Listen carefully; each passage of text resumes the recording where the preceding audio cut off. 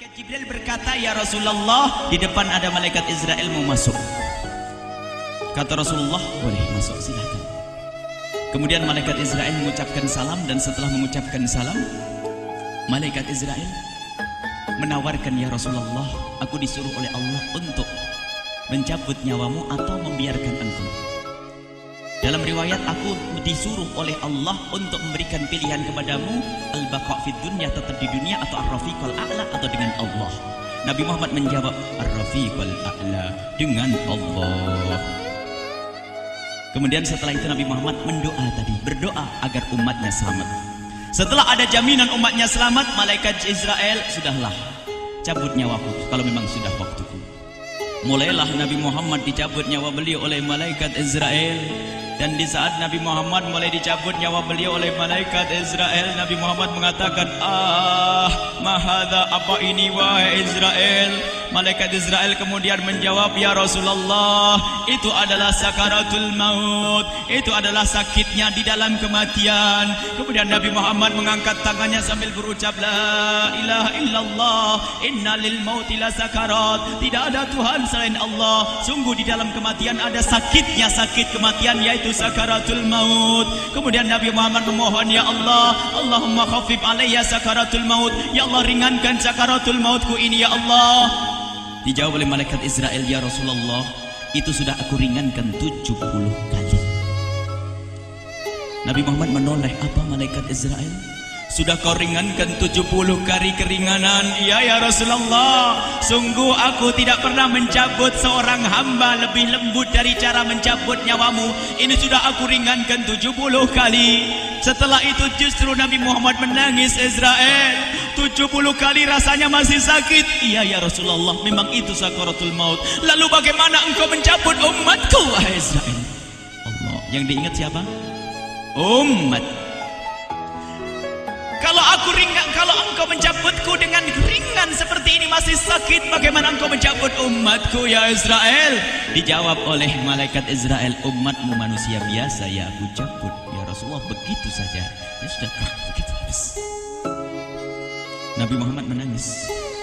Tiba-tiba Nabi Muhammad mengangkat tangan dan memohon kepada Allah, "Allah, Allah, inna lil mauti la sakarat, la ilaha illallah, inna lil mauti la sakarat." Sungguh di dalam kematian ada sakaratul maut. Allahumma khaffif ala ummati sakarat maut. Ya Allah, ringankan dari umatku sakaratul maut. Wa thaqqil alayya, dan bebankan kepadaku. Sampai tidak sadar doanya Nabi Muhammad seperti itu. Thaqqil alayya itu doa cinta. Seorang ibu yang pernah punya anak, tuh lihat kalau doa Rasulullah ini masih dilakukan. Bagaimana Rasulullah bisa doa begitu? Itu bahasa cinta yang tidak bisa diterjemahkan dengan oleh akal. Seorang ibu kadang-kadang, ibu yang di belakang, ibu mau dikasih sakit oleh Allah? Mau, Bu? Ibu jauh sekali. Ibu mau dikasih sakit? Jawabnya tidak mau.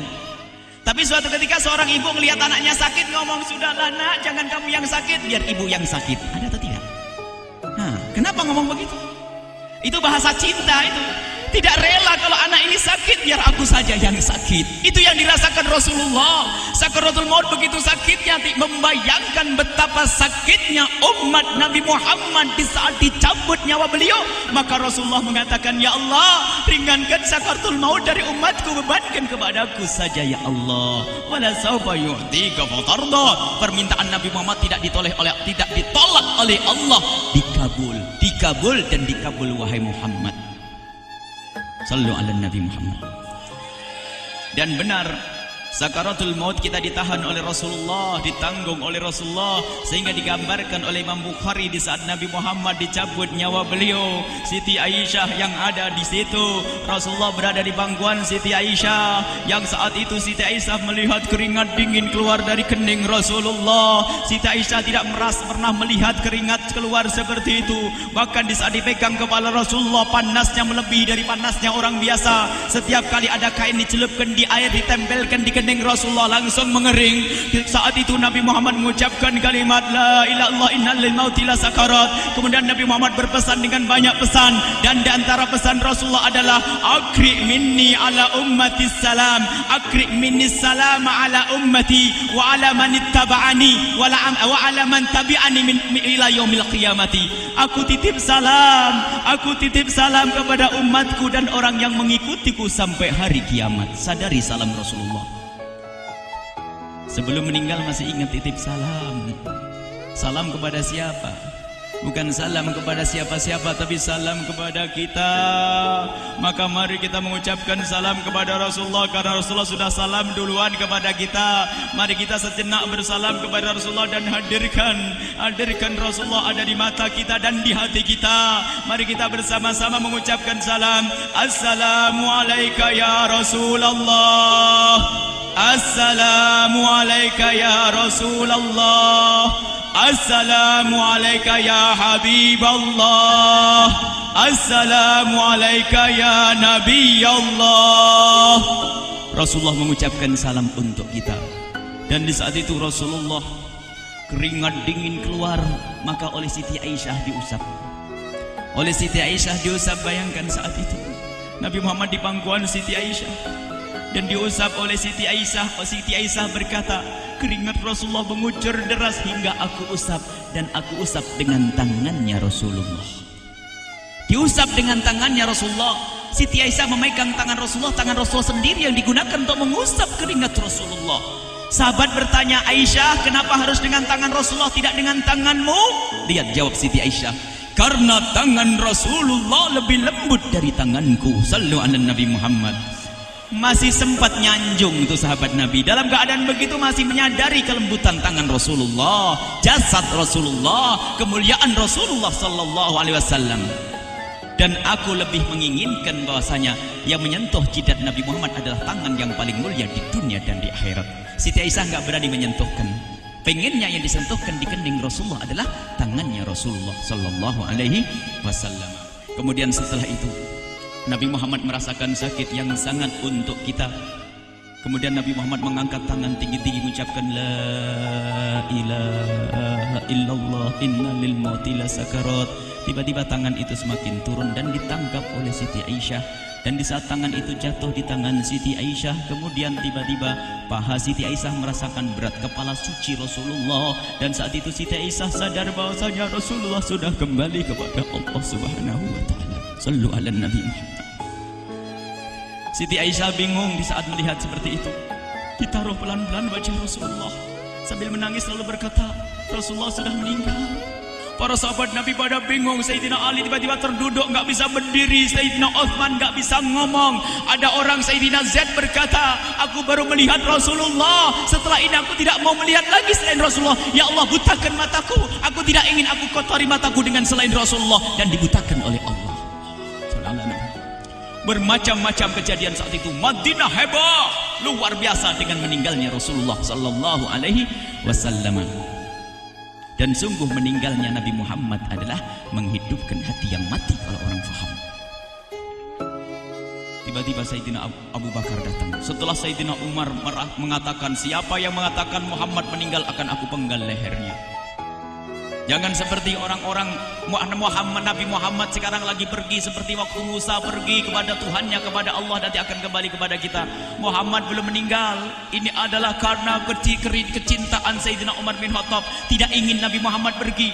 Tiba-tiba datang Sayyidina Abu Bakar As-Siddiq lalu masuk ke kamarnya Rasulullah, lalu masuk kepada Rasulullah, kemudian mengecup kening Rasulullah. Dan Sayyidina Abu Bakar berkata, ya Rasulullah, tibta hayyan wa mayyita. Ya Rasulullah, engkau tetap harum dalam keadaan hidup dan harum setelah meninggal dunia. Sallu ala Nabi Muhammad.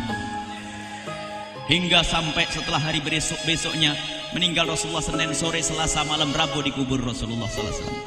Setelah dikubur, Sayyidat Fatimah bertanya kepada Sayyidina Abdullah ibn Abbas, Sayyidina Anas, wahai Anas, hai Anas, sambil menangis Sayyidat Fatimah Zahra, hai Anas, bagaimana engkau tega?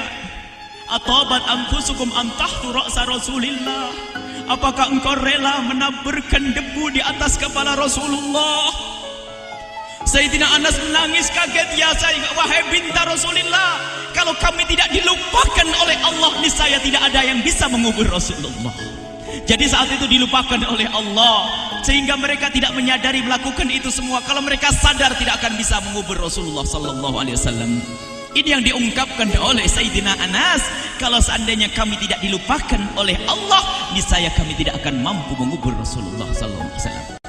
Kami yang hadir di sini, ya Allah, ingin senantiasa hadir di hati kami kekasih-Mu Nabi Muhammad. Maka kami mohon, ya Allah, jadikan kekasih-Mu Nabi Muhammad yang akan, ya Allah, yang akan mendampingi kami kelak saat Kau cabut nyawa kami, seperti yang Kau wahyukan kepada kekasih-Mu Nabi Muhammad. Wa absyiru bil jannati, semua hamba yang beriman akan menyaksikan surga, ya di saat dicabut nyawa mereka. Dan surga, di tempat surga itu yang paling mulia adalah Nabi Muhammad. Maka kami mohon, ya Allah, saat Kau cabut nyawa kami, ya Allah, hadirkan Nabi Muhammad di hati kami, ya Allah. Dan kami mohon, ya Allah, saat di alam barzah nanti, ya Allah, saat yang sangat mengerikan itu, ya Allah, kami mohon hadirkan kekasih-Mu Nabi Muhammad, sehingga kami tidak takut dan gentar lagi dengan malaikat mungkar nakir. Dan ya Allah, kami mohon di saat di padang mahsyar nanti, ya Allah, hadirkan kekasih-Mu Nabi Muhammad. Jadikanlah kekasih-Mu Nabi Muhammad yang akan menemani kami dan akan membonceng kami, membawa kami ke telaga Kausar. Lalu kami diberi air minum dari air telaga Kausar hingga kami tidak akan haus selama-lamanya. Ya Allah, jadikan kekasih-Mu Nabi Muhammad yang akan menemani kami di saat kami menyeberang Siratal Mustaqim hingga kami tidak akan terjerumus ke neraka jahanam.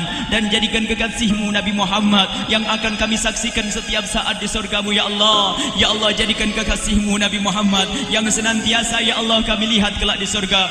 Dan jadikan ucapan kami di akhir hayat kami kelak adalah, ya Allah, adalah kalimat agung dan mulia, La ilaha illallah Muhammadur Rasulullah.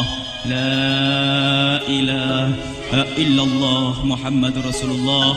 La ilaha illallah Muhammadur Rasulullah.